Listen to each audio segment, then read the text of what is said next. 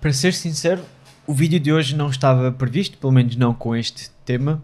Eu estava há pouco a lavar alguma louça que tinha ali para lavar.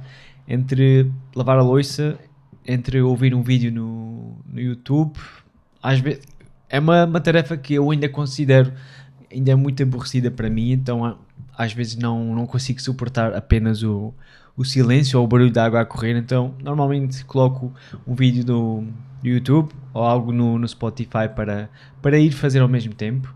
Mas hoje aconteceu alguma coisa que eu tinha o vídeo, estava a lavar a louça, mas a minha cabeça estava a pensar em algumas outras coisas e fez-me relembrar. Normalmente nós começamos a pensar nisto ou ouvimos muito dizer que nós temos aquela retrospectiva dos nossos eventos passados durante a vida, aqueles que nos marcaram de alguma forma perante a morte, mas não foi o caso. Então foi uma sensação muito, muito estranha e foi algo que me fez pensar neste vídeo e partilhar esta retrospectiva de alguma forma para que vos possa inspirar de alguma forma, principalmente quem tem algum conhecimento, está com medo de começar ou não sente que tem autoridade o suficiente para o fazer. Então acredito que este vídeo vai ajudar muito neste sentido. À medida que a minha cabeça ia mesmo pensando assim por alto, eu até lembrei-me de uma coisa que tenho aqui num livro que eu vou partilhar com vocês. Já partilhei alguns vídeos sobre este livro, o The Go Giver, que fala das 5 leis para o sucesso. Então eu lembrei-me da lei, acho que é número 3, deixa eu só ver aqui no instante, que fala muito desta parte da autenticidade. Eu depois já vou dar relação com a parte da autoridade também. Aqui tenho a lei número 4, a lei da autenticidade. O presente mais valioso que tu tens é tu mesmo. E eu queria trazer isto, tenho que dar aqui algum contexto. Quem não sabe, e se chegaste até aqui, eu às vezes nem partilho muito, somente quando o contexto acaba por pedir ou aparecer, mas eu sou vegan mais ou menos há 8 anos. Para quem não sabe, vegan é aquela pessoa que de livre e espontânea vontade evita qualquer tipo de exploração animal, seja na alimentação, seja no vestuário, seja em medicamentos, na medida do possível. Então eu tenho vivido desta forma nos últimos 8 anos, e há uma parte de mim no início, durante esta transição, que eu foquei-me mais em mim, como é que eu podia preparar as refeições, como é que o meu corpo ia se ressentir. Fui à nutricionista, comprei alguns suplementos só para me salvaguardar. Depois voltei a fazer exercício, senti-me tranquilo, mas depois houve uma altura que eu senti a necessidade não só de agir como tinha agido até então, mas de falar sobre o assunto. E especialmente quem está de fora possivelmente não sabe, mas existem alguns eventos, normalmente em Lisboa, quando eu estava a viver mais em Lisboa. Eu agora estou em Espanha, quando vivia em Portugal mais em Lisboa, ali na zona da margem sul. Existem certos eventos ou certos acontecimentos que nós promovemos ou eram feitos para promover o veganismo e os benefícios que traria para as pessoas, mostrar algumas imagens do sofrimento animal, muito no contexto de educar as pessoas e não de obrigar ninguém a tomar nenhuma decisão. Era mesmo de educar as pessoas. E eu, como sou mais recatado, mais tímido nesse sentido, eu via muita atividade nos grupos, via muita gente já a fazer esse tipo de ações, e eu estava com receio, ou estava ainda em dúvida como é que eu me iria apresentar ao grupo, porque já era um grupo considerável, como é que eu iria começar a fazer este tipo de ativismo, principalmente se eu já sou recatado, se já sou tímido, estar a falar com alguém na rua, algum desconhecido, sobre um tema tão delicado, que tanto pode causar reações positivas, que a pessoa é consciente e entende aquilo que nós estamos a tentar dizer, ou reações negativas, mais violentas, digamos assim. Então estava ali muito na dúvida como é que eu iria começar esse processo. E eu lembrei-me que é uma coisa... Lembrei-me, talvez não, mas pensei, não sei como é que eu peguei essa ideia, mas eu gosto muito de audiovisual, gosto de gravar. Eu não sei não sei explicar bem por palavras, mas eu antes de gravar algum vídeo, não este aqui é bem tranquilo, mas alguns eventos, no momento que eu estou a gravar, eu já tenho o vídeo praticamente na minha cabeça, então eu já vou para o evento, para as gravações, já saber aqueles ângulos que eu vou tirar, como é que vai ficar na edição, qual é a música mais ou menos que eu vou escolher para dar andamento ao vídeo.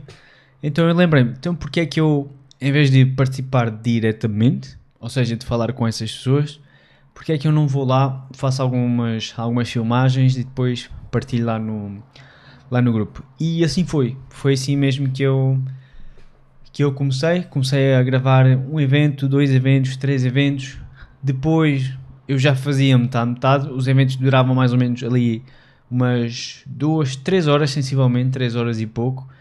Das primeiras vezes eu ficava às 3 horas ali a gravar e a ver como é que as coisas aconteciam, depois já sentia a necessidade de ficar ali a gravar um pouco e depois já me envolver um pouco mais, ou seja, participar mais na ação, conversar com as outras pessoas, ou fazer um termo que nós chamamos shadowing, que é acompanhar outra pessoa para ver como é que ela atua, como ela faz. Muito que acontece nos processos de vendas, quando um vendedor júnior acompanha um vendedor mais experiente, principalmente naquelas alturas de porta a porta. Então eu fui dividindo o meu tempo nessa parte. E o mais interessante foi que, à medida que eu fui gravando os eventos, cada vez era um grupo mais fechado, mas cada vez fui gravando mais eventos. Depois acabei por criar um canal do YouTube para falar sobre o tema, publicava lá também os vídeos dos eventos, e acabaram por acontecer situações caricatas que às vezes nem temos noção ou do impacto que realmente teve aquilo que nós fazemos. E quando falamos de autoridade, às vezes pensamos que precisamos de ser um especialista na área, precisamos de ter XYZ graduação, mestrado, doutorado, mas às vezes nem é preciso tanto. E aconteceram-me várias situações que eu comecei do nada, entre aspas, com o passar do tempo. As pessoas foram acompanhando o meu canal, foram vendo os vídeos dos eventos e comecei a receber convites para fazer outro tipo de gravações. Essas gravações seriam remuneradas. Então, pelo facto de eu ter começado a publicar o meu trabalho, as minhas filmagens dos eventos, a palavra começou a espalhar e pessoas e oportunidades começaram a chegar para mim. Eu lembro de uma vez, eu quando vivia ali mesmo em Lisboa, vivia ali na parte das Amoreiras, e houve uma vez que eu estava a almoçar com uma amiga minha ali no shopping, no centro comercial, não sei como é que se chama o centro comercial das Amoreiras. Então estava a almoçar e houve alguém que se aproximou da nossa mesa e perguntou-me se era o Rui. E eu, sim, sou eu, mas porquê? És tu que fazes os vídeos? Eu, além do canal do YouTube dos vídeos dos eventos, eu também tenho vídeos meus a falar, a dar a minha opinião sobre as coisas e a contar a minha jornada que estava no início, na altura.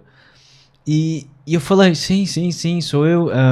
Eu faço parte deste grupo, assim assado. A pessoa queria saber também como se podia integrar lá no grupo.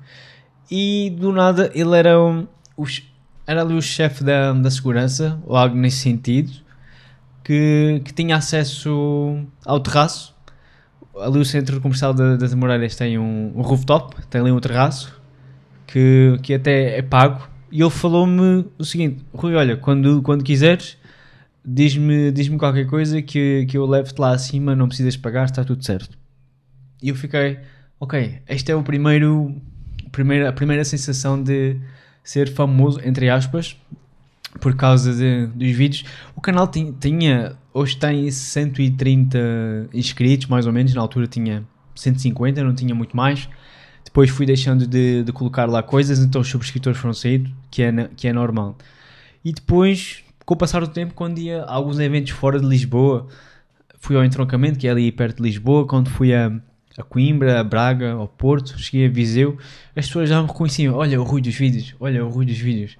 E foi bastante interessante essa sensação, mesmo numa área que eu estava a começar, mas que estava-me a expor de alguma forma, a dar a opinião de alguma forma, e estava muito, muito tempo presente. Então, às vezes nós pensamos que, ok, aquilo que eu sei ou o tema que eu falo não é assim tão interessante, as outras pessoas não consideram útil, mas muitas das vezes estamos enganados pelo facto de estarmos com bastantes dúvidas, alguns receios, ao medo de o que é que as pessoas vão pensar, o medo da exposição, o que é que as pessoas que me conhecem vão dizer.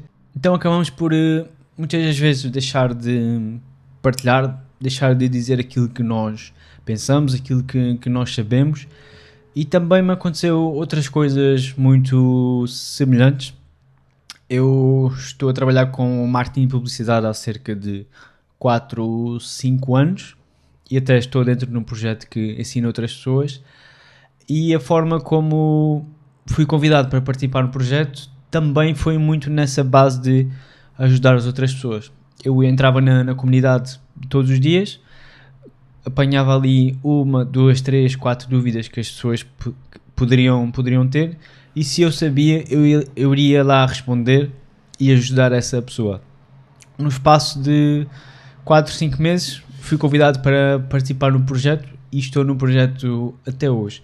Eu tenho aqui uma das outras leis aqui do livro, vou só ver aqui a parte de qual é a lei especificamente, que ela fala nesta parte mais de... Vemos o nosso negócio, a parte das vendas até, não como manipulação por si só, mas como servir as outras pessoas. Eu vou só ver aqui. Tenho a lei da compensação, que diz o seguinte: o teu rendimento está determinado por quantas pessoas tu serves e quão bem tu as serves. O que é uma abordagem diferente. Normalmente, quando pensamos em vendas, pensamos em algo mais manipulativo,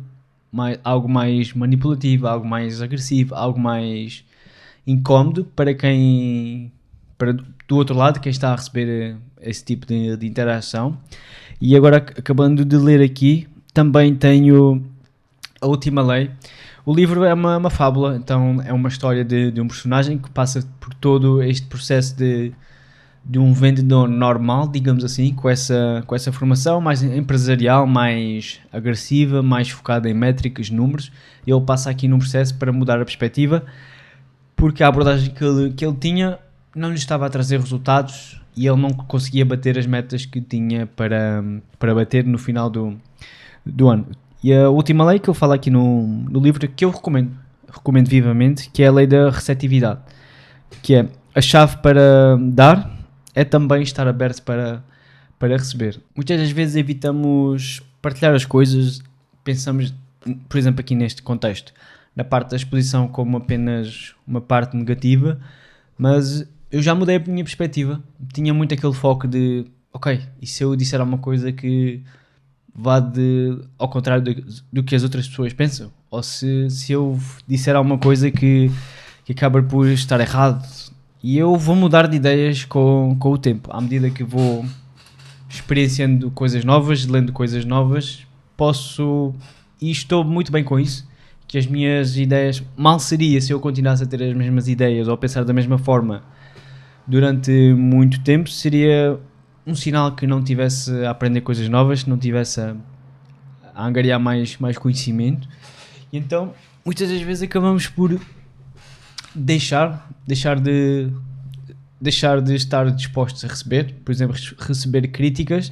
Também deixamos de estar abertos para receber elogios, feedbacks, e deixamos de principalmente ajudar as pessoas através do nosso silêncio, porque no final do dia são essas pessoas que nós deixamos de ajudar pelo simples facto de não começarmos a partilhar aquilo que sabemos. E com certeza que aquilo que tu sabes, alguém precisa dessa informação, dessa habilidade nos dias de hoje, e que iria resolver o problema ou iria amenizar a situação dessa pessoa. Eu vou deixar aqui o link da minha newsletter para que possas acompanhar mais conteúdos exclusivos, especialmente se quiseres partilhar o teu conhecimento, rentabilizá-lo numa renda extra e até criar um negócio online a partir disso. Eu vou deixar aqui abaixo também, são conteúdos e crónicas que eu envio. Muitas vezes não chegam aqui aos vídeos ou também não chegam ao Instagram, então terás acesso a conteúdo exclusivo. Da minha parte é tudo, eu espero que tenha ajudado e até à próxima.